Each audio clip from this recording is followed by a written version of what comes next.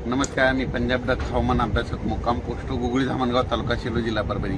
कारण की राज्यामध्ये जवळपास मध्ये 1 तारखेला 1 तारखे ते 1 जून ते जवळपास 10-11 जून पर्यंत दररोज भाग बदलत पावसाचा सुरुवात होणार आहे, म्हणून हा अंदाज लक्षात घ्यायचा।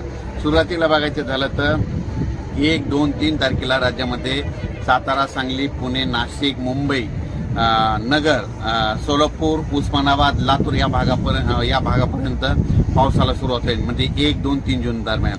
त्याच्यानंतर 4, 5, 6, 7 जून नंतर राज्यामध्ये तो पाऊस थोडा पुढे सरकत जाईल, म्हणजे मुंबई, पुणे, नाशिक, सातारा, सांगली, सोलापूर, नगर, संभाजीनगर, जालना, बीड, परभणी, नांदेड, हिंगोली, लातूर, उस्मानाबाद आणि तसाच तो पाऊस यवतमाळकडे जाणार आहे, म्हणून हा अंदाज लक्षात घ्यायचा।